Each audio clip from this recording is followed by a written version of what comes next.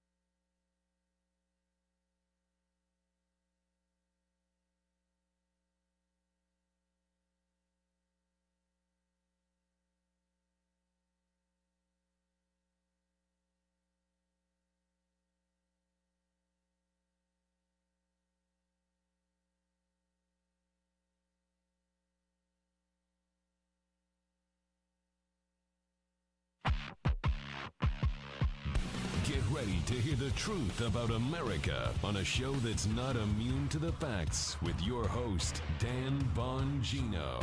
So show looks a little bit different today. If you missed it, we just had a blast. Me and Patrick Bet-David. I'm in his studio. We did about 2 hours on his show. And brother, we were all over, right? We were all Economics, over. Yes. Black vote, Trump, Biden, how Biden sucks, critical race theory. I mean, we were like pulling up articles. Folks, I got more of it for you. We could stay a little longer today because I'm not doing the radio show, but we are live. We're a little bit delayed, but that's for a reason. Let me get through some technical stuff first. Folks, I can't stop raving about Beam Stream Powder. You know I'm a life hack guy. It's our science-backed hot cocoa for sleep, plus they're offering Bongino listeners up to 45% off on Memorial Day. So go to shopbeam.com/Bongino. Use code Bongino at checkout to get up to 45% off. I got that. We're going to talk mail-in ballots and scamming first with Patrick Bet-David. Then I'm going to talk about Biden the dictator. A lot coming up. I'm going to try to keep the breaks sparse today, folks, because I'm really looking forward to this interview. This guy's a good man. Hey, with Father's Day right around the corner, what do you give to the man who has everything? You give him an experience he'll never forget. Some Omaha steaks, because a world-class dad deserves a world-class steak. The Father's Day experts at Omaha Steaks made it easy. Put a smile on the big guy's face this summer with hand-selected gift packages starting at just $89. Just go to omahasteaks.com. Use promo code Bongino at checkout for an additional discount when you shop gourmet gift packages for Father's Day. With Omaha Steaks, the possibilities are endless. Endless flavor, endless variety, endless value. They perfected more than steak. Your dad's guaranteed to love every bite. Pick from premium proteins like the juicy pork chops, air-chilled chicken, and beefy burgers. Go to omahasteaks.com. Use promo code Bongino to get an exclusive savings. Shop for unforgettable steaks that are guaranteed to make dad's day. There's one thing Omaha Steaks knows, that dads like me want steak. Steak! That's omahasteaks.com. Promo code Bongino at checkout to save on exclusive packages starting at just $89. One more spot for now. We'll take, like I said, very few breaks during the show. Hey, have you guys heard about this superfood that seems almost too good to be true? You've heard me talk about it because I use it all the time. It's got thousands upon thousands of 5-star reviews and life-changing testimonials from users. It's Armra Colostrum. I use it all the time. Colostrum is one of the first nutrition pieces we receive in life. Contains essential nutrients our bodies need in order to thrive. Patrick's like, dude, you look good for your age. I'm like, brother, thank you. I take a lot of supplements. Armra Colostrum is one of them. It's a proprietary concentrated bovine colostrum that harnesses over 400 living bioactive nutrients that can help strengthen the barriers of your body and help fuel cellular health for thousands of research-backed health benefits. It can help strengthen immunity, ignite metabolism, fortify gut health, activate hair growth and skin radiance, power fitness performance, and confer powerful anti-aging benefits. We worked out a special offer for my audience. Get 15% off your first order. Go to tryarmra.com/Bongino. /Dan, or enter Dan to get 15% off your first order. That's tryarmra.com/Dan, tryarmra.com/Dan, tryarmra.com/Dan. These statements and products are not been evaluated by the FDA and not intended to diagnose, treat, cure, prevent any disease or condition. They're not a substitute for or alternative to seeking care from your healthcare providers. All right, Guy, I'd say ring the bell, but we don't have one, so I'm just going to rock and roll with Patrick right away. So we were doing your show. You and I met. It's funny. I'm doing my show on Fox, and one of my bookers, I think it was Katie, she's like, Dan, man, there's this guy. He's Patrick Bet David, you heard him? I go, yeah, I heard of him. He's a business guy, really successful. You got to have him on the show. And I don't remember what we were talking about. Some economics saying, I think you took out like a Babe Ruth baseball card or Peter something. Schiff. It was a Peter Schiff Bitcoin against gold debate. Yes. And man, at Fox, you get the minute-by-minute breakdown of the guest. So if a guest sucks, you know right away, because it's like, you'll see it. And you came on, we got this huge spike, and I said, man, people really love this guy. And we had your back. And then we met up at the UFC. Mm-hmm. Now you have your own show. I really want to recommend you guys go listen, not just to the one with me and him, but subscribe to his show on Spotify, all the platforms. Patrick Bet David, eponymously named show. Check it out. We met at the UFC. We agreed we'd get together. I'm down here. We had a blast on your show. How did you know you wanted a podcast, man? And like how you like the success has just been incredible. Yeah. So for me, first of all, it's great having you on the podcast today. I know we've been trying to make it work for a while. No, for me, I started the insurance company. I grew it. I did some commentating and some videos privately for my insurance company. And in 2013, I started a channel called Valuetainment, purely around entrepreneurship and business. That grew, and then constantly wanted to talk about politics, but I wanted to hold myself back. I don't really want to talk about it, but maybe I should talk about it. Maybe I don't want to talk about it. Yeah, man. And then finally one day, I'm like, I can't help myself. I got to talk about it. So we kept Valuetainment separately, and then we created PBD Podcast by itself where we can talk current events and politics, and then it grew into what it is today. Man, you're a titan out there. I was looking the other day. People laugh. They're like, why do you look yourself up? Sorry, folks, get some more. Like, why you look yourself up on Spotify and Apple and Rumble? I'm like, because I'm a freaking entrepreneur. Like, if I'm doing a shit show nobody wants to watch, it's going to reflect in the ratings. So I was looking the other day on Spotify, and we've been doing really good over the last few weeks. And I noticed your show was like a top 10 show. And man, people really seem to have gravitated on it. I think the show we just did, you and I, where we did that dive in economics, I think it's stuff like that. Like we've kind of gotten away from that, the business thing, and you just kind of tell it like it is, man. You got to invest. But let's dig into some stuff. So you and I were talking about the election, and my listeners I get this question all the time.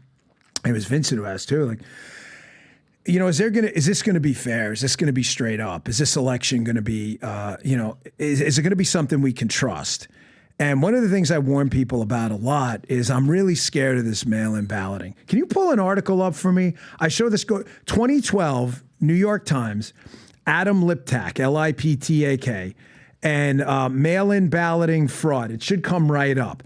This is what irks me and why I'm a little bit frightened about this election. And I tell everyone, I don't want it. There it is. Okay.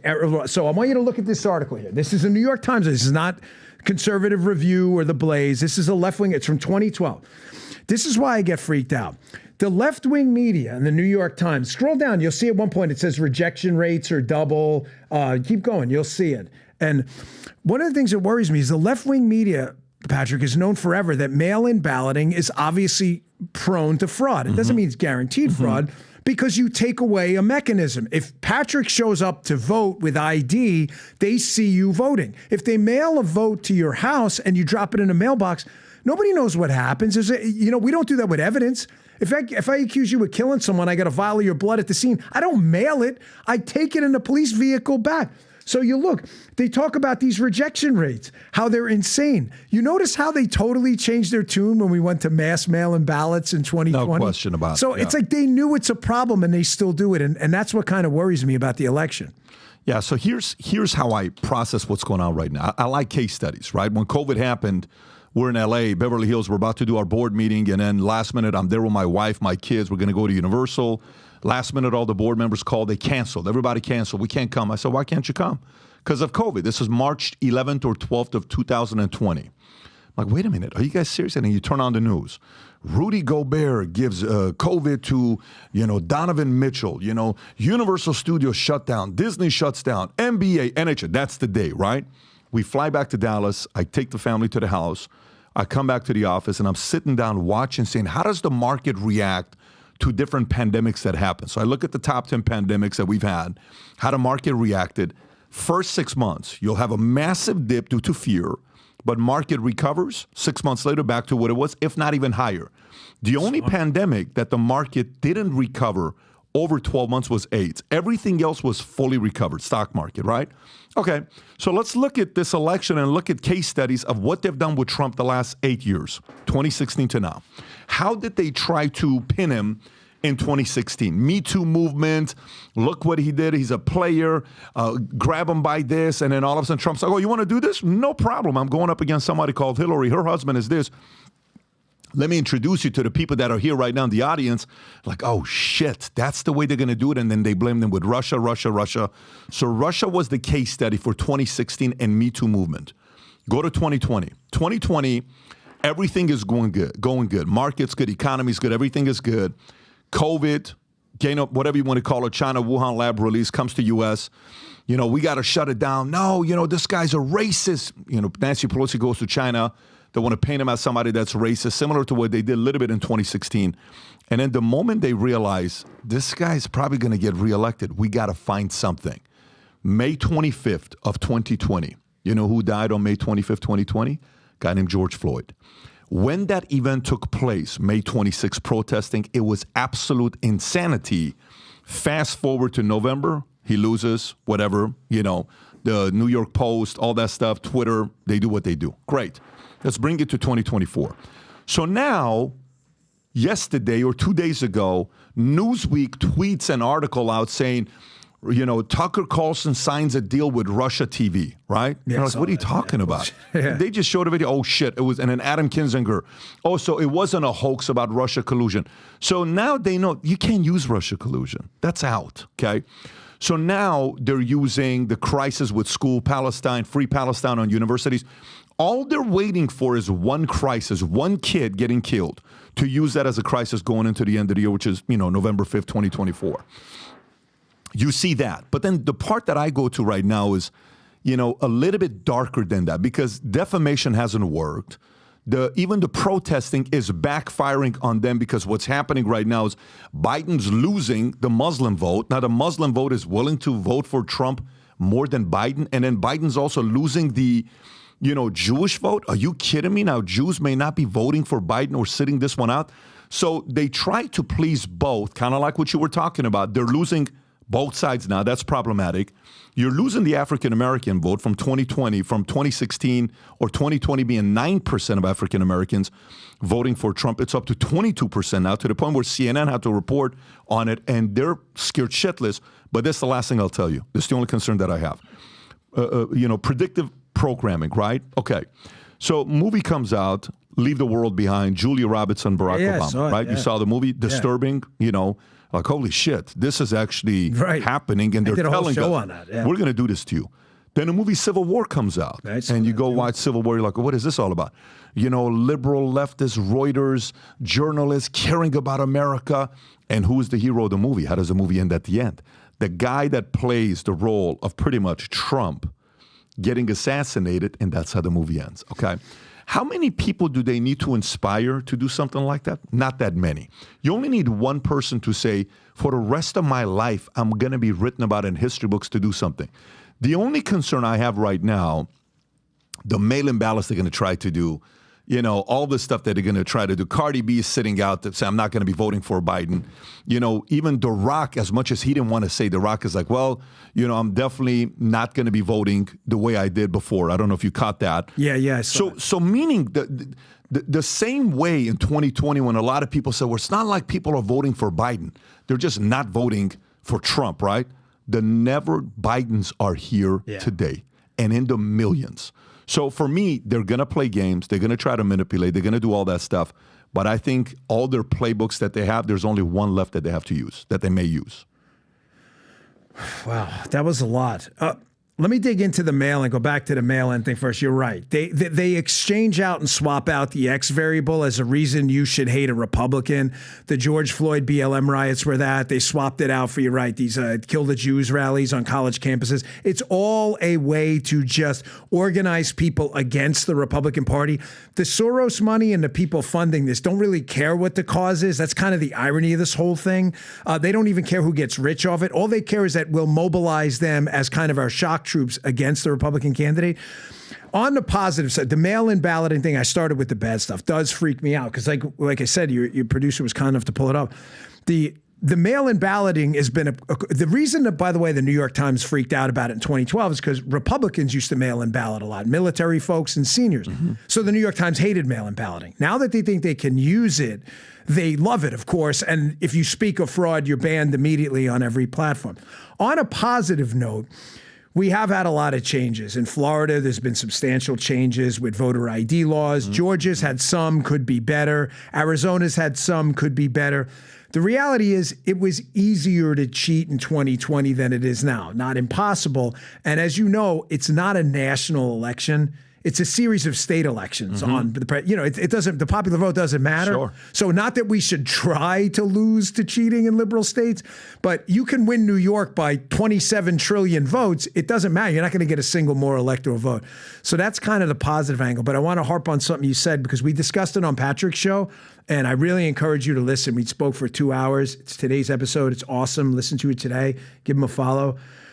We were talking about how this towing the line, trying to split the baby is just the worst freaking politics ever. And Biden, Patrick, does this shit all the time. Hey, man, I love the police. Hey, I hate the police. We should start redirecting money. His words, not mine. He says like, I think Israel should stay out of Rafah. And then 5 minutes later, he's like, well, we're going to fund a war over here. I don't care what your position is. You're right to have it. But Biden takes every single one. I'm going to be tough on Putin, unlike Trump. If Putin invades Ukraine and it's a small invasion, it's no big deal. And as you and I know, being in this content space, to be a leader or a content creator or someone people respect, you're going to say shit people don't like, bro.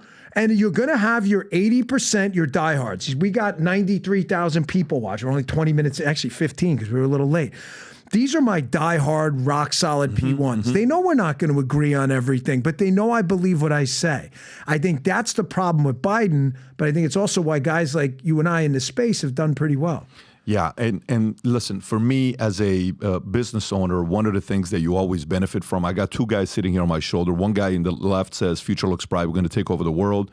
The other guy says, only the paranoid survive. So I got to stay paranoid. What if this? What if that? What if this? So I am staying as paranoid as I possibly can while still having the element of future looking bright. I just think this is going to be very problematic for them to win. I really do. I think the left is going to have a hard time. Look at the battleground, states, right? Okay, Carolina. They're not even showing Carolina anymore. They're like, yeah, it used to be. It's done. It's Trump, right? Yeah. Then you look at, I think it's Nevada and another state that he's got an 11-point lead, 39-50. Wisconsin, Biden's got 3. But out of the 6, 5 out of 6 is Trump. The black vote is turning this way. The people that are not going to vote for Trump at all, they're not going to vote for RFK.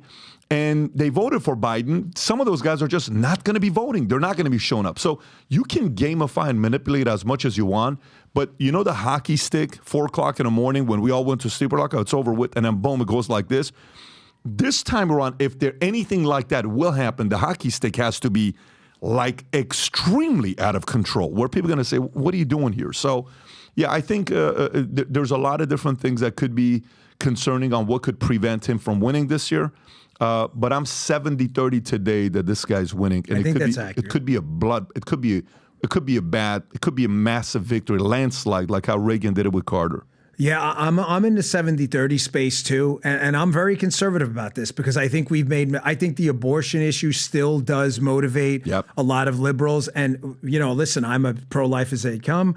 However, it is an issue a lot of liberals do vote on. A lot of them are one-issue voters. I think that works kind of in some states.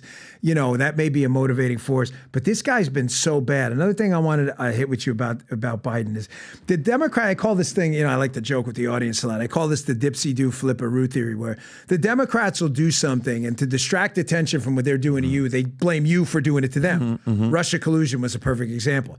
Hillary Clinton and her team literally took a dossier from a guy who claimed to be colluding with Russians. That was what the dossier was. And they were like, well, Trump colluded with the Russians. It's a very simple, stupid theory, but it's effective because it takes attention with a dopey, gullible media away from the malfeasance you're up to. What I want to get to in this one is this idea that Trump's going to be a dictator is freaking hilarious. Like, he's going to be a dictator. Like, how is he going to be a dictator? He gave you back more of your money through the Trump tax cuts. Like, What kind of dictator says, here are more resources for you to spend and less for me? Yeah. I mean, when you think about healthcare, Trump was like, we got to do our best to make these patient-directed healthcare decisions, not the government. And you contrast, you're like, what exactly did he do that would meet a data point indicating this guy's a dictator? But then you look at Biden, and you're like, okay, the Supreme Court told him he can't raid the Treasury to pay off other people's student loans with your and my money. And what does he do? He gives America the middle finger and does it anyway. And then you see things like price controls for these pharmaceutical companies. And Biden, we're going to reduce the price. How are you going to reduce the price? Well, we're going to tell a company what they can charge. Like a dictator? Like, what are you talking about? This is a clear example to me of them understanding what they want, an authoritarian dictatorship, and then blaming us for it. For sure. And by the way, it's a lot of fear porn. So the thing about fear porn is it works for first time around, okay? But the second, third, fourth time around, when you have an actual case study to compare, meaning we right now have 4 to 4 years, right? 3.5 years to 3.5 years, but we're going to have a full term to term, right, to show what happened. Okay. You show Trump's term ends at inflation's at 1.3% when he's out. And you know how Biden the other day got caught saying 9% to the point where people are asking us, why are you saying 9%? It wasn't 9% when he took office. That was 9% to, it was 1.4, 1.3. Okay, so 4 years to 4 years. Economy doing great, shambles, inflation. War. Oh, Trump's got I'm worried about him having access to the nuclear. What if he's going to start World War III? Trump is president. There is no Qasem Soleimani. He kills him. He's the number 2 guy in Iran at the time. And, peace. North Korea meets with them. Russia not bullying Ukraine. Nothing going on. Everything. ISIS used to be something we were worried about under Obama. Nobody's even talking about it. Right. Now you come over here, Russia, Ukraine. You got Israel, Palestine, Hamas. You got all these other challenges that are taking place, proxy wars that we're all involved in. Case study to case study. They can say whatever they want. They lose logically. There is no more if he becomes a president. No, he was a president before for 4 years, and here's what you got. You don't get to say if he was a president, XYZ. No, you have. So is what you're saying, like, which makes perfect sense, that in an election, say, where a guy's termed out and there's 2 newbies coming in, you're dealing with 2 possible hypotheticals and you're taking a risk, that's not the case. That's not the case here. Like, we already know what happened. For sure. Yeah. For sure. So we've read the end of the book. That's right. Already. So we know exactly what's going to be taking place. So are here. you saying, too, though, that because this makes a lot of sense, that the Trump's going to be a dictator line doesn't work because we already read the book and nobody saw a dictatorship, and you're like, bro, we know how the book ends. Like, we can see the movie, but this is how we've already seen it. This is fear porn. I mean, the commercial that comes out that Trump shares, and then everybody, the Nazi. When I think about MAGA, Joy Behar, I think about swastika, and I think about this. That stuff is not working today. I'm telling you, it's not working today. The people on the left, the 40-40-20 that we're talking about earlier, whatever the numbers, set the 40-40 aside. Yeah, they're 40 Republican, 40 Democrat, 20 in the middle. 20 in the middle. You got the libertarian, the green, the independent, whatever you want to talk about it. This community here, who's in it? Rogan's in it. Musk is in it. A lot of people are here. Yep. And these guys who can reason, they're sitting there saying, what are you talking about? What are you saying here? No. The 20% is a group that gets offended if you think they're dumb. If you know how you talk to people that have the ability to reason, and you maybe even asking them a basic question, they're like, you think I'm dumb? I know what you're doing. They hate that. Yeah, they hate that, right? You can do that to your 40 points. Don't worry about it. You already have that. You have to convert these guys. You don't have those guys. Those guys have gone this way. They've gone this way. So the only thing is going to be, I mean, Musk has already said he's not voting for Biden. Okay. So, and he's got a platform that's God knows how many eyeballs he's getting on Twitter. Okay. So what's going to happen if in September and October he comes out and he says, I'm going to be supporting Trump? And he said he's going to say who he's voting for. What if he says that? Now, here's a risk. Here's a risk. What if he comes out and he says he's voting for RFK? What if he says that? That's also a risk. Because my only concern here is the following. This is my only concern here with the president, Trump. My only concern here is the following. Is, RFK's trying to get in to be on that CNN debate. He's saying he's going to have all this stuff in place, that they have to put him in there. Okay. Say he gets in. Okay. If he does get in, it is problematic. Why? Because if Trump keeps bragging about Operation Warp Speed vaccine saved 100 million people's lives, there's a community in America that is liking what RFK is saying with vaccine, not the way Trump is saying it. To a large since COVID, it's for sure a huge community. Massive. The book that he wrote on Fauci, listen, I don't know if you read it. That book was read by, it's an unbelievable. You read that book, you will never look at Fauci the same way ever again. And this is a guy from the left at the time when he wrote it, RFK. His family's Kennedy's the biggest Democratic family in the last 80 years, 60 years. So he writes the book.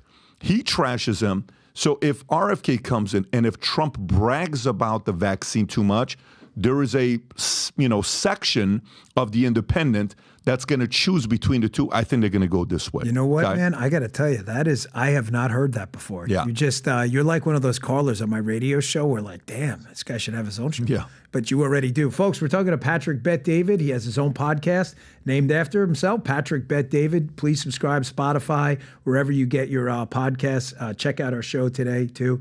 Do you have that clip of the South Bronx with Donald Trump? Well, while we're talking about the election, we had mentioned the black vote. I don't know how you feel about this, but I find it to be an act of grotesque political malpractice that a conservative movement that says to black or Hispanic voters, says to any voter, doesn't matter if you're black, but speaks to black voters too, and says, here are very simple ideas. Keep more of your money, control your own health care, and by the way, don't go to those crap schools, send your kid to a school you want. How we don't get 90% of the black vote has always been, to me, like I want to pull the remaining hair I have out of my head because I just don't get it. I used to knock on doors in Maryland in largely black communities when I was running, and if you didn't tell them what party you were, you'd swear you guys were symbiotic. Trump seems to have cracked through this. I want to just play this video quick. This is him in the South Bronx, as you know, a pretty Democrat area. Check this response out.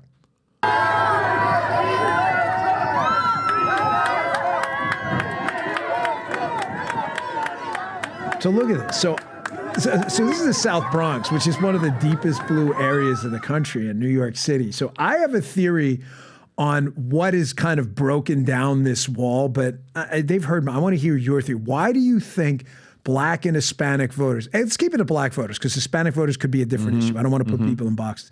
Why do you think black voters in historic numbers are saying, you know what, this is my guy?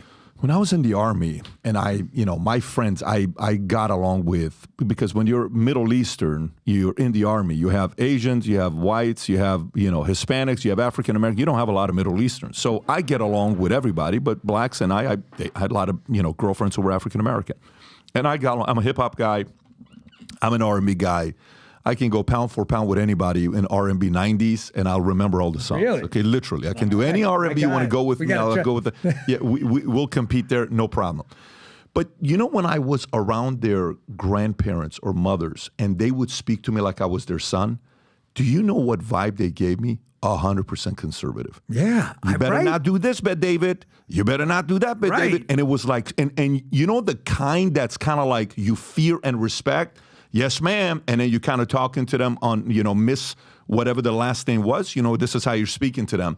I always got the vibe of conservative. So I have Stephen A. Smith here 6 weeks ago. We're talking on the podcast, and I asked him an interesting question. I said, when I'm around you, when we're having dinner, you're always like, before he touches the bread, he'll say, you guys okay if I touch the bread? Is that okay with you? No problem. And then he goes, who says stuff like that, right?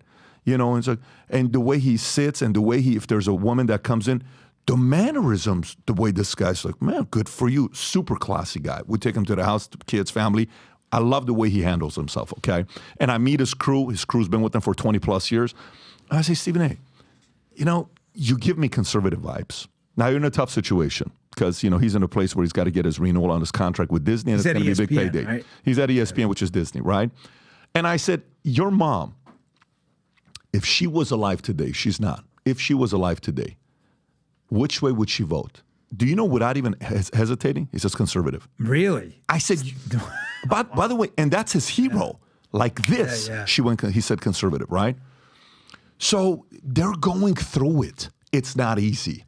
Some of them are like, and I'm talking about the influencers are going through it, not the day-to-day voter, but the people that are on TV is like, oh my God, deep down inside, this shit doesn't make sense. My mother would never support what the hell the left is doing right now. They would never support. That's what he is processing himself, right?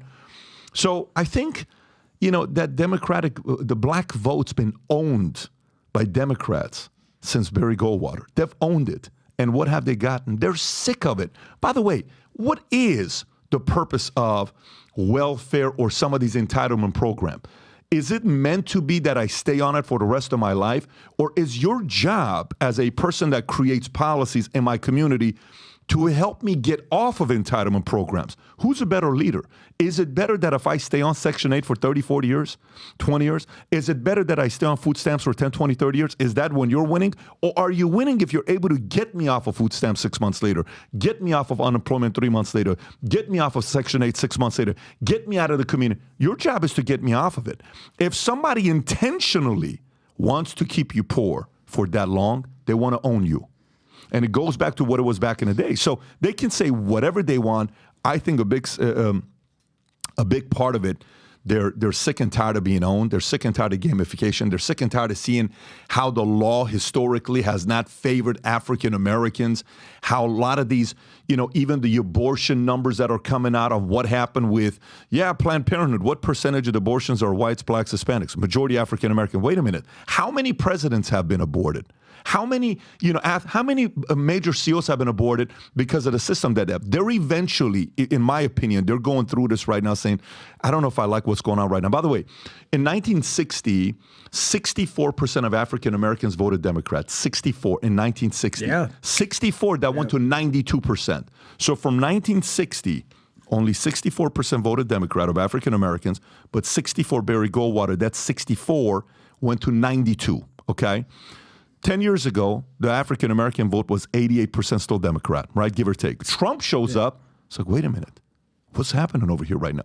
So that thing's gone from 88 to 86 to 84 to 82. This time around, it's at 78. We haven't had 70s in decades. I know. In decades. Crazy. We've done so shitty that's a marker of success. We're like, we're only losing 22% of the, getting 22% of the vote. We think that's insane. But I think your theory is 100% correct. I haven't knocked on a lot of doors running for office. The conservatism component of the black community, just from talking to them, no one's going to say, what do you know about I knocked on 7,000 doors. That's I guarantee you I've talked to more black voters than most black politicians who don't knock on doors have. So, no one's going to tell me, what do you know about? What do you mean, what do I know? I knocked on doors and talked to people. 100,000. Love you people. You're the best. The streamers are the best. These are like the hardcore P1s.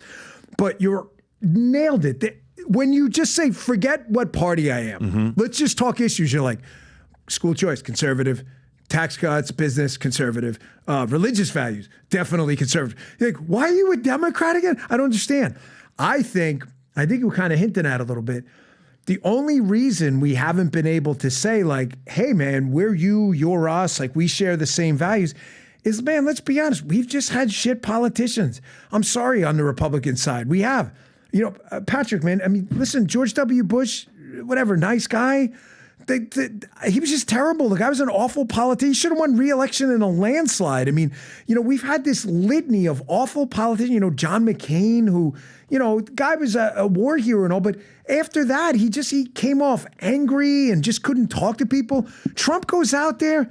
Did you see that clip, Guy, man? If you could pull it, it's probably too late to ingest it, but Trump does this thing at what was he in? Wisconsin or Michigan? He's doing this comedy bit the other day in the show where he's talking about the teleprompter falling over and the thing. Yeah. You saw it. And I played it on my show. And he's joking around. And I think a lot of black voters who previously wouldn't consider a Republican because of all the race baiting, they watch this guy and they're like, why am I supposed to hate this guy again?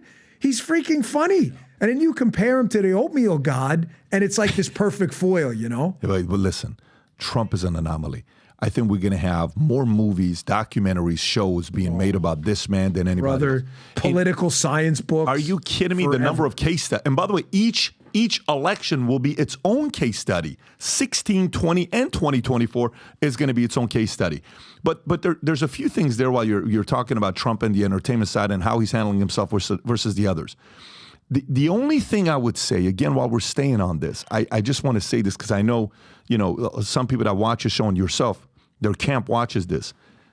When Trump was asked about the question, so what's your position with LGBTQ? Do you remember how he answered it the first time? He said, that's a non-issue. We've already voted for it. What's your next question? Yeah, everyone else stammers. So it's like, oh, shit. Right. So he didn't give an answer. He did what? He danced and moved, right?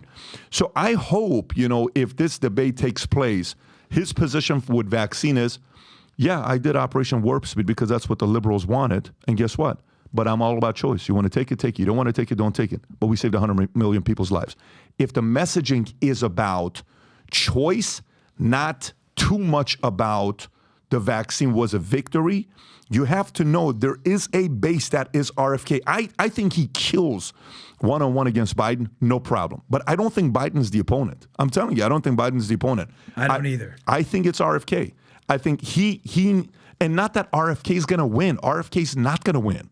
RFK's not going to be the president, but RFK has that 3 to 5% of voters that needs to come this side.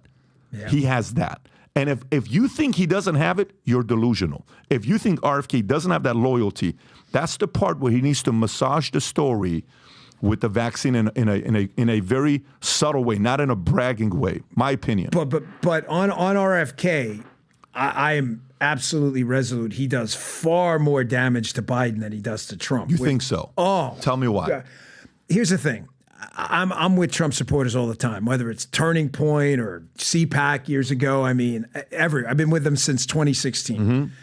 There isn't a single, remember we talked about the 40-40-20? Mm-hmm. So folks, if you missed the podcast with Patrick on his show before, most political science research, not to get too deep into weeds, will tell you about 40% of the country is Republican, 40% Democrat. There's 20 in the squishy middle, right? Here's the thing. The squishy middle is now trending towards Trump. Young voters, black voters, Hispanic voters, that'll go. We've seen it. The 40% for us, the Republicans and MAGA crowd, Patrick, they're not going anywhere. They are diehards. I see them. I go out to the Stewart Sandbar all the time up in Stewart. I live in Martin County. It's 50-50. We've had a Democrat congressman and a Republican. I have never, ever seen a Biden flag. I've seen a fuck Joe Biden flag. I've seen a MAGA. I'm out there all the time. And there's hundreds of boats out there. They're not going anywhere. I see no Biden signs anywhere. The 40% of Biden voters, yeah, man, there's a good 10% of those that I think go, I hate this guy. I can't vote for this loser, inflation, everything. This RFK is a sensible option. But your point about the vax, though, is I haven't heard anybody that the debate. You're not wrong. Like that's a soft spot. He can kind of weave through the middle. If I'm the moderator, that's when I'm pinning him. It's a brilliant point. Because if I have RFK on stage, I'm gonna say so. That's his thing. RFK. Yeah, I'm gonna say, Robert. The question for you: President Trump brags about the warp speed that he got done quickly, and you have a problem with that. The former president says X, Y, Z. Why do you have such a big problem with what the president did with vaccine? RFK is going to destroy that question if he's on stage. If he's not on stage, it's a different story. But here's the thing. Like this is such a great point. You kind of got me like fixated on it, which I'm not supposed to do because I was supposed to be like moving from topic to topic seamlessly, but it was so good. Here's the thing. Like if you're a voter out there and you're a Trump person, yeah, a lot of people are really bitter about the vaccine, me included. But I think, and I'm not apologizing for anyone. I love President Trump. I endorsed him early. But we have disagreements on issues. We had one on the air on my show about abortion. We disagree. And then one thing I love about him, he has never once, all this bullshit you hear about Trump, like you align with him 100% or he kicks you to the curb. That's total bullshit. Absolute bullshit. Me and him disagreed on criminal justice reform, abortion. He's never once been like invites to Mar-a-Lago or it's all bullshit. It's crazy. But I agree, like the soft spot is the vax thing. But knowing MAGA people pretty well, I think a lot of them feel like, yeah, that thing sucked. And I got this thing. It was the biggest mistake of my life. I had no choice. It was get cancer treatment or get this or die. Mm-hmm. Like that was it. Like I had cancer. I didn't have it. And I regret to the rest of my life. I'll regret. Take nattokinase, everything, trying to get this shit out of me. But I think a lot of people say like, all right, maybe it's a bad call, but he kind of got effed over by a lot of these Fauci people too. And if the thing is, like, even if he's backing it up, Biden still, like, at least Trump will come out and say, like, hey, it's a choice, right?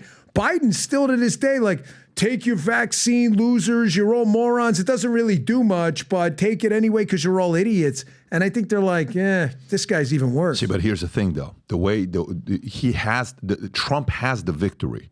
And the last person that needs counsel on how to address issues is him. He knows how to dance with issues. He's been doing this his entire life. He's a professional. It's not like he needs any coaching in any of these areas. But the part is, if he's able to tell history, okay? And here's how history works with vaccine. The Dems, Kamala Harris said, I would never take the vaccine if it's under Trump. Yep. All the people on the left said they'd never take it. Do you know when Pfizer got approved for the vaccine? Do you know the date of Pfizer getting approved for the vaccine? Was it November? When was it, November? 2 days after the election. Yeah, November, yeah. But it's exactly after the election. They could have announced it pre. Yeah. And it would have been a victory, but they announced it after. Then after, everybody was all pro, yeah, we should take it, we should take it, we should take it. So that's the part where if the argument is made around choice, if it's choice, that's my position, and I got the job done because that's what I do as a business owner, I think I was going to say, oh, the guy's right. He did. You want to take it, take it. You don't want to take it, don't. I didn't take it. My dad took it. And my dad's a super conservative. But it's his choice. You want to take it, go for it. It's your choice. I think that's the same way he handled LGBTQ, he's got to handle that. This is only an issue. This is not an issue if RFK's not in it and it's just Biden. This is only an issue if RFK's in it. If RFK's in it, that's the only thing he's got to figure out a way to dance with. I'm going to take a quick break. Can you stay till after 12? Yeah, go for it. Folks, yes. We're going to hang till I never do this because it's funny. My own radio show starts at 12, but I won't be doing that. Jim's filling in. Quick break, folks. We're talking to Patrick Bet-David. Do me a favor. Subscribe, follow his podcast. It's wonderful. Check out the episode today. We talk about everything. Maybe we'll hit some economics because we'll give you guys some advice coming up. Hey, have you heard of cancer-fighting foods? It's been reported diets rich in fruits and veggies may actually lower your risk of cancer. Obviously, a topic sensitive to me. Hopefully, you hear this and run to the store for 5 servings of fruits and vegetables every day. If not, consider adding Field of Greens to your diet health regimen. I've been with these guys forever. I love Field of Greens. Each fruit and vegetable in Field of Greens was selected by their doctors for its studied benefits. What the body needs is a scoop of this Field of Greens powder. I like the wild berry. Producer Guy loves the lemon lime. It's the simplest way to get those daily fruits and veggies and its nutrition the way nature intended it.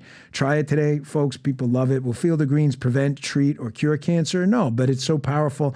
It promises at your next checkup, your doctor will notice your improved wellness or your money back. Pretty simple, right? You don't love the product, they give you 100% money back guarantee. Love these guys. They've been with me forever. I got you 15% off and free rush shipping. Visit brickhousenutrition.com/Dan. Use promo code Dan for your discount. That's promo code Dan at brickhousenutrition.com/Dan, brickhousenutrition.com/Dan. And our last sponsor, we'll get back to the show. My favorite, Blackout Coffee, because I love coffee. I love Blackout Coffee. By the way, Blackout Coffee, there's like some hit piece on Charlie Kirk today in Drudge where they're like, and Charlie Kirk likes Blackout Coffee too. I'm like, this is your hit piece? So you should go buy Blackout Coffee. Blackout Coffee, that's me do ads that way. So Blackout Coffee, this is our message to the Drudge and the lefties. Everyone else. The double-barreled Blackout Coffee sponsored middle finger. They do. They let me do whatever sponsor. John, the owner of the company, is the greatest guy ever. He makes great coffee, uses premium beans. I love the cinnamon French toast. Someone sent me an email yesterday, said, this better be good. You told me to buy it. It's delicious. I'm proud to personally recommend them. So do me a favor. They ship within 48 hours of roasting. Their coffee's amazing. Go to blackoutcoffee.com/Bongino. See what I'm talking about.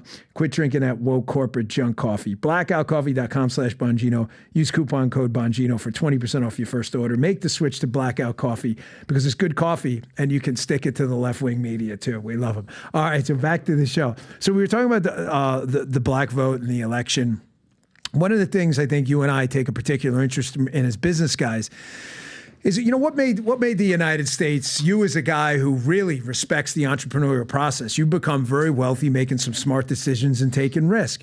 But you and I can both acknowledge as entrepreneurs and content creators in the podcast space, without contract law and a sane country, you go to some countries in the Middle East, Africa, even some part in Western Europe, where there's no contract law, someone comes into Patrick Bet-David's beautiful studio here, and they go, this is mine now, expropriated. Wealth doesn't mean anything. So law and contract law has to matter. So when a guy like you sees what's going on in New York with this, forget the criminal case for me. That's just dumb. This Stormy Day. There's no criminal case. The civil case specifically, where they're like, Trump defrauded a lender. Okay, who's the lender? Bank X. Well, let's subpoena Bank X. Bank X comes in and goes, we love this guy. He paid off the loan. Matter of fact, we want more business. From the business, Patrick Bet-David, forgetting the politics a second, do you say to yourself, shit, man, are these guys serious? Like, we can't have a country like that. Yeah, I mean, you know what's weird? So this whole FTC non-compete, I don't know if you're following that or not. When they now say, hey, FTC non-compete, they're banning. Moving forward in 4 months, effective in August, the non-competes are no longer going to be able to carry weight. And the reason this is going to create this many jobs, it's going to create this much revenue, it's going to do this, it's going to do that. And then small business owners are like, wait a minute. So the guy that I invested all this, he's going to go and open up a shop right across the street from me, and that's insane. Yeah, so the doctor's going to leave. So this guy can leave and take my book of business? Yeah, okay. Well, that's not fair. And then the guy who wrote it is like, well, what's wrong with that? You know, you should let people leave. Really? Yes. So how come you don't use that when it comes down to the extra territorial taxes that if I have a U.S. passport and I want to go live in Singapore, I still have to pay U.S. taxes? Oh, you like non-compete to work for you in the area of protecting all the business to stay in the States, but you don't like the non-compete when it comes down to business. And interesting, because in California, there's a guy named Gavin Newsom who is the governor there that wanted to find ways of people like you and I who left California to a different state to be able to go get taxes from you on what you made, your success in California. So isn't that a form of a non-compete? So he doesn't want other states to compete. That's a great point. So this is exit tax. Right, exit tax. Don't dare leave, brother. Right. So you can take your money anywhere you want, but you're gonna have to pay the taxes in it. So law and order is critical. You see what's going on right now with states, right? What's their name? Justin Timberlake and his wife just moved to Nashville, Tennessee. Did you see this? I didn't. Can you pull this up, Rob? If I'm saying it correctly, what's his wife's name? Is anyone Jessica? Is it Jessica? There it is. Justin Timberlake and Jessica Biel. Made family choice to flee L.A. to Nashville. This is May 22nd. Wait a minute. These guys are like the liberal left. Why are you going to Nashville, Tennessee? Interesting.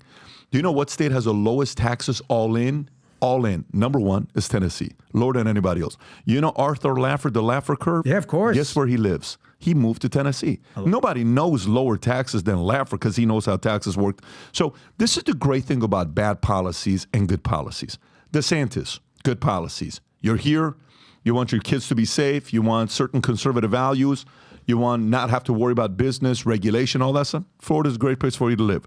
You want entitlement programs. You want your kids without your permission to go have a procedure done to them and maybe take puberty blockers and get an abortion without you knowing about it. You want those types? Move to California. It's a great place for you if you want that. You're a small business owner. You want to be left alone. You got Texas. You got Tennessee. You got Nevada. You got Florida. You got a place. The amount of money Texas and New York lost. They asked Newsom a question last week. They said, hey, Governor Newsom. California Newsom. Yeah, California Newsom. Last week they said, so how do you go from $100 billion of surplus? Oh, I saw that. Did you see that? He's like blaming climate change and shit. He it rained. Rain bombs. Rain bombs. Oh, it rained. Right? Yeah. You go from we live in Florida. We get hit by like nuclear hurricanes. But no, California's rain bombs, yeah. So he didn't have an answer, and you're sitting there listening to this guy saying, this is pretty pathetic when you do this, right? So I saw that. Listen, bad ideas are getting exposed like never before. The only thing this does, that I don't know if this is a good thing or a bad thing, the more this does is, you know, Atlas Shrugged, John Galt, do you build your own city? You only attract people like yourself. This is going to be more and more of people from far left, super left going to places like California. But does that worry? Do you live in Florida? I live here. I live in Fort Lauderdale. Okay, so you and I are only an hour apart. So, folks, me and Patrick both know Florida well. Amazing place. DeSantis done Scott did a great job too. But it's really taken off. And to all the people, like we have chatsters asking questions now in the chat. A lot of them, they're like, please don't tell these people to stay out of my state. Like, we look at it like a victory. And I get what you're saying ideologically. Like, even these lefty Hollywood people are coming to us. But I know folks in the chat are like, man, stay out of my state. Yeah. Like, I don't want you bringing that shit here. I'd rather stay like good and healthy, the economy, but not going crazy, than have to deal with liberals, than be stupid rich and have to deal with these crazy people as my neighbors all the time. Yeah, I don't think you see it down here. For right? sure. But when DeSantis does what he does with transgenders and what he's doing with Disney and what he's doing, when you're that aggressive, he's actually pushing people out. There's great. Like, go to your liberal state. There's a video that came out. I actually think, I don't know who did this, but somebody did this where the mother is saying, you know, 16-year-old daughter's crying. They told me I can't take puberty blockers in Florida, and we're thinking about moving to Canada. And the mother's like, yeah, you know, after a lot of talk, my husband and I have made a decision we have to take because my son, who sees himself as a girl or whatever it was, we just feel safer taking her to California. Guess what? Go. It's that simple. Go. So that's the part where the people that, like right now, local Christian schools, waiting list of families trying to get in. We have it up waiting list of families trying to get in. I want to have my kids going here. Now, a lot of people are coming down here to the state of Florida. The only thing is to see what happens when, you know, it becomes super, super far left in one state and super, super far right in one state. Is that a good thing or a bad thing long term? I don't know. That's going to be another case study we're going to have to study 5-10 years from now. Forgot to take the thyroid drugs. I was like, why they do this on my show all the time. I'm like, ever since that cancer thing, and I'm like, I could feel it right away. I'm like, boom, now the kid is back. I agree. It creates kind of this bifurcation of America that was totally unnecessary. You would think like ideas at work would spread. Hey, what did DeSantis do in Florida? What did Abbott do in Texas? You know, prior to them, like what did Rick Scott do in Florida? These are ideas that worked. Why? Because people are moving there to get away from you liberal, crazy nutbags, okay? But you're right. It's like that's not what happens. It's almost like, and I think this is what you were getting into with California is, they double down on crazy. It's like they ask him, hey, bro, you got this big, huge government COVID porculus payment, Gavin Newsom. How the F are you $100 billion in debt? And he goes on this climate change rant, and you would think they would change course, but they don't. And I mean, I think that's why they love illegal immigration, because it's the only thing that keeps their population stable. But, you know, you and I are in by the way, is that an Apollo Creed glove? I'm sorry to sound this, but that is an awesome prop. Yeah, is that from like Rocky IV or something? No, we just had somebody that signed it. Every time we have the UFC or boxers here, it's either Francis Ngannou or, yeah, we've had some of the boxers. Folks, if you're listening to the show on Apple or Spotify later, go watch the Rumble. This studio is amazing. He's got gizmos everywhere. This is really cool. But you and I are in business. And when you go in front of a board in business and you're pitching the net present value of a project, whatever, a new bottled water brand, whatever, you better bring some freaking data. You're not going to, hey, I'm going to do Dan's bottled water. Is there a market for it? I don't know. We'll figure it out. So you're asking us for $100 million for a new factory to produce a bottled water brand you're not sure anybody wants? But Democrats do this shit all the time. They're like, let's do an electric vehicle mandate. Oh, okay. Do you have charging stations? No. Do we have the ability to produce batteries? We do, but we've exported to China because of environmental rules. Really? Do we have transmission lines to get power into blue states from red states that actually produce power? No, we don't have that either. You're like, dude, are you freaking crazy? You and I as business people listen to this, and we're like, what a bunch of freaking morons voting for this. Mm-hmm.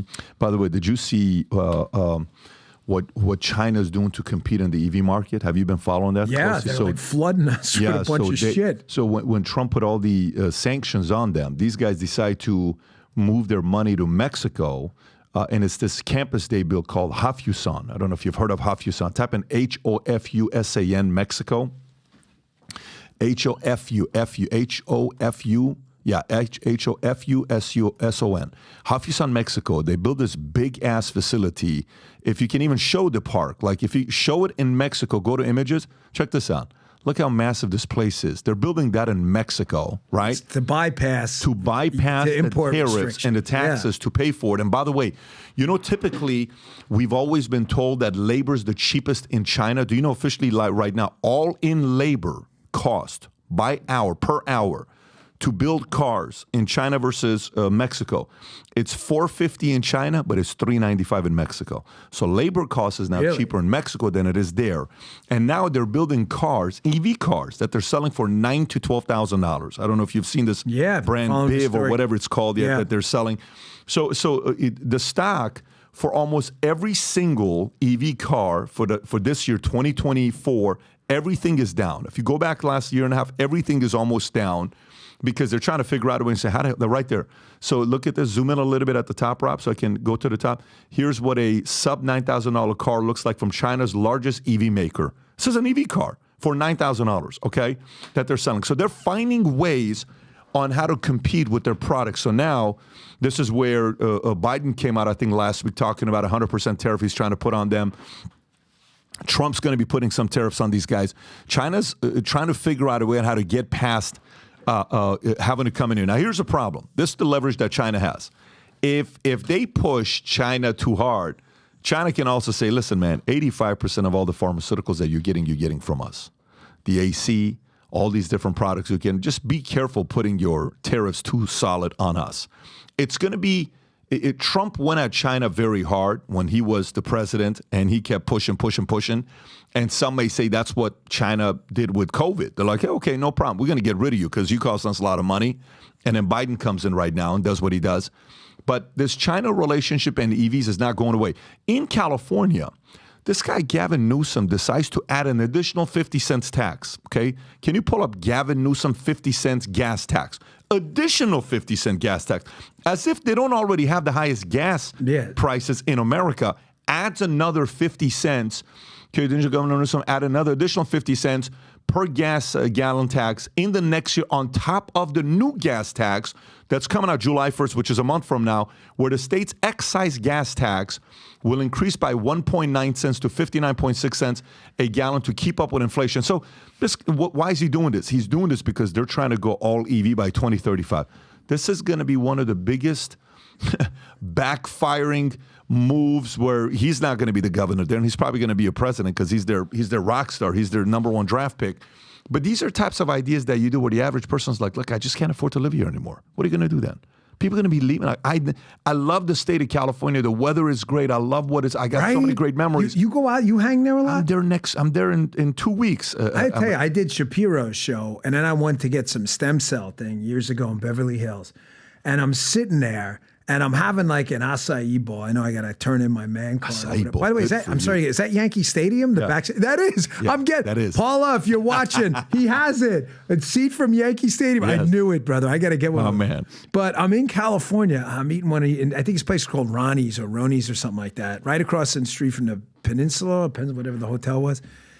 And the weather's amazing. I was expecting a bunch of people, because I was on Fox at the time, to be like, F you, but people could not have been nicer, man. I go into this place, La Scala, food was amazing. Staff couldn't have been nicer. Everybody was coming up, wanted to take selfies and stuff. I'm like, this place is like a little piece of heaven on earth.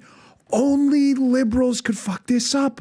California is amazing. Beautiful. San Diego, you ever see the weather best down kept there? Secret. Oh, one of the best kept secrets. They've so assed it up. I'm sorry, but that you're so right. Like you just want to like grab them, and be like, "What are you idiots doing?" California could be a bigger economy than 99% of the world itself if you would just get the idiots out of the way.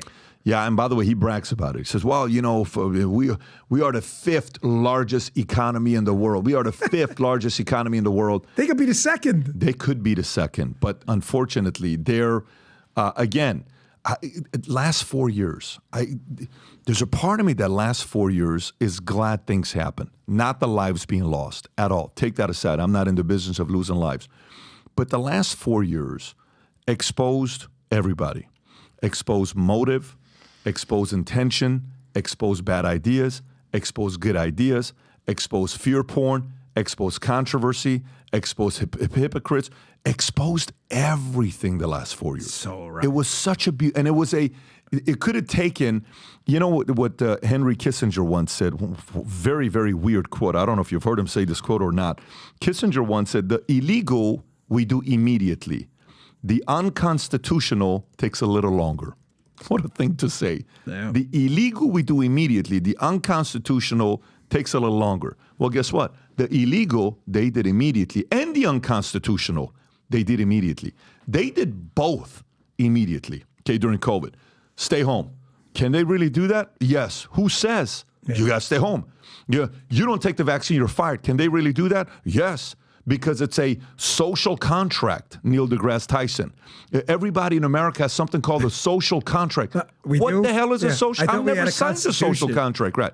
So, but again, I thought it was a great thing because we were able to see all these bad ideas, and I hope this year election time people show up. This COVID thing, I know we're running out, but folks, hang on. I just want a couple more questions for you. This COVID thing, you just brought up an interesting point too. I want to get your take on this. So, COVID was a unique opportunity for them. This whole like globalist great reset crowd. The whole idea is you'll own nothing. You've seen it with Klaus Schwab and all these people. You'll own, I mean, they say it. It's not a conspiracy theory. He literally wrote a book called The Great Reset where they have a promo thing called You'll Own Nothing, okay?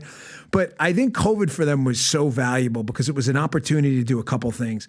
Number one, it was an opportunity to show you what the government can do. Like, we're going to kind of like scare you here. We're going to show you that you're not in charge. I think it was like a bit of psychological warfare. I think that's why they kept pushing, and they never, you notice they never dialed it back.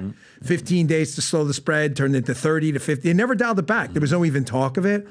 But I think another reason is this idea of body sovereignty, which is essential to liberty and freedom, that you're Patrick Bet David. Like, obviously, I'm the custodian over my own body.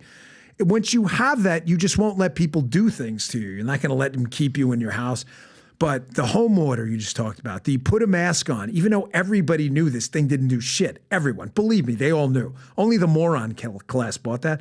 And then the idea that you're going to insert this substance vaccine into your body and we're going to tell you to do it. I think the body sovereignty thing, that's why they freaked out when people started rebelling against the mask and the vaccine. Because they were like, shit, man, what we don't want to do is create a counter-revolution where people start saying, hey, bro, I love into the government, but not like this. Like, I'm not talking about conservatives. We always can't stand the government. But I'm talking about independents who are like, yeah, government's like a good thing, whatever. But I didn't know you guys were going to do this shit. And then when people started rebelling, it created a messaging opportunity for conservatives that I got to tell you, I think lasted. I mean, you probably talked to some former Democrats who after COVID were like, I'm done. That's why DeSantis run by 20 points, you know? Yeah, destroyed 1.5 million from winning by 32,000 votes to 1.5 million 4 years later. No, and again, this is the part where, what Bill Maher said on The View. He says, yeah, well, I'm really surprised, Sonny's saying this, for somebody as brilliant as you knows the history of the woke and what it meant for, the black community, for you to be able to say how critical you've been about the woke. He says, no, ideas evolve and titles evolve. And it doesn't mean what it meant before. Back in the days, I used to be a time where, only conservatives hated Jews. That's what he said. He said something like that. I don't know if when you caught the part of what he said. He says now, conservatives, and now it's liberals doing what they're doing with the Free Palestine. This is just not making sense. So a Bill Maher is a leftist guy who is now the right is playing clips from him on some of the points he's making. He's going around on The View challenging those guys, saying, yeah, go ahead. Why don't you? I dare you to go live a day in Gaza, not before October 7th. See if you could do it. Go ahead and do it and see what takes place. We played that clip on his show before, folks. Check it out. I know. I want to ask you one last question, and I'll wrap it up. I appreciate your time. Folks, we're talking to Patrick Bet David. Check out his show. Check out his podcast today.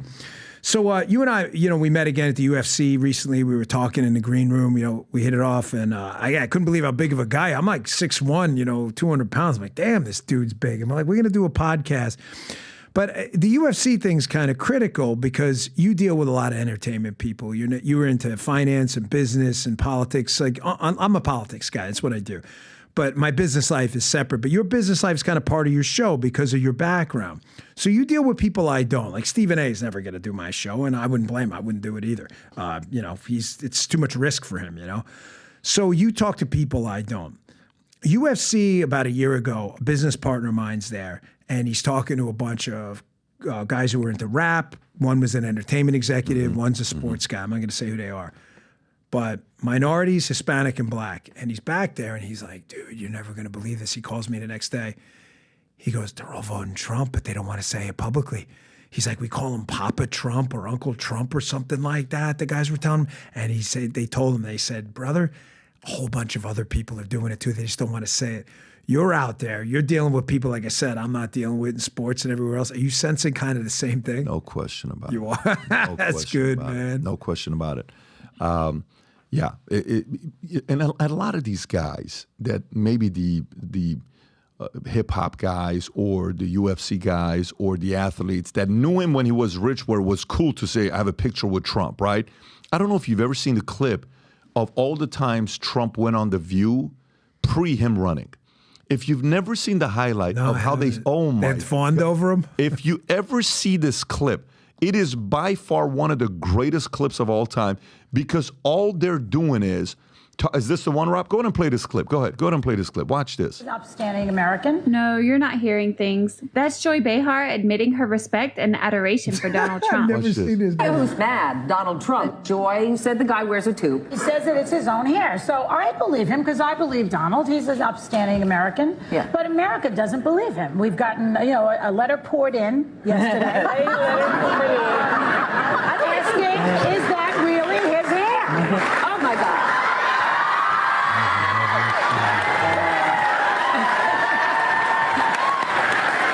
Okay, you ready? Come here. Just check it out, please. No, it's true. It's real. It's not very pretty, but it's real. Get away from me, you orange menace. Yeah. And looking like a real menace. Somebody attacks you, should you attack back?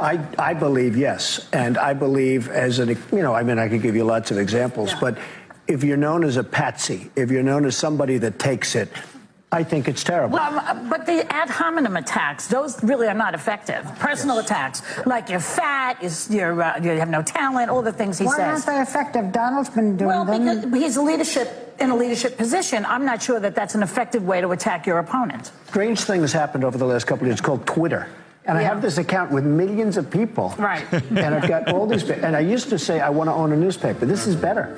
You can pause it right there. Wow, by the way, absolutely, this continues. I never saw that. Absolute love and adoration for him. And you flip because what? Because he's going and representing certain policies you don't. So people are seeing through this right now. There's a lot of people in Hollywood. I did a podcast one time with Rogan. Right after we were done with the podcast, a very, very big-time actor texts me. I get on the phone with him. I'm like, what? Yeah.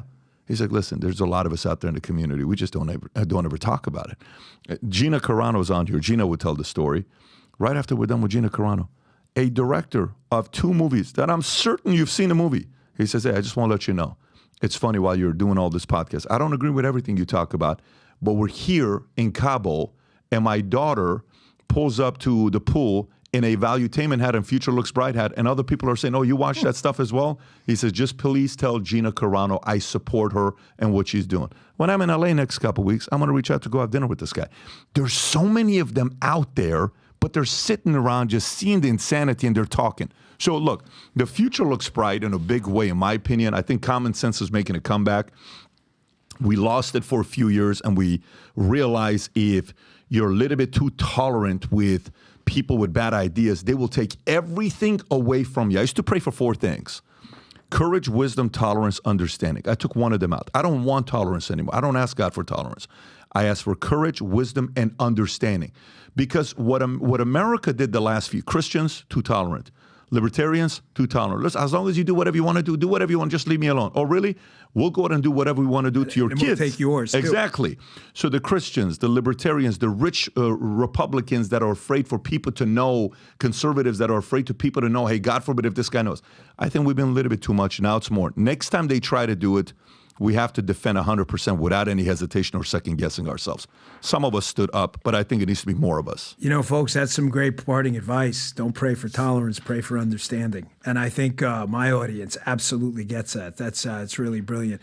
Patrick, man, that's been a pleasure. Thanks so much for your time, brother. Please go check out his show, Patrick Bet David Show, available wherever you get your podcast. Watch today's episode. Give the man a follow. He was very kind to let us use his studio. Hope you enjoyed it today, folks. Thanks, everyone, streaming.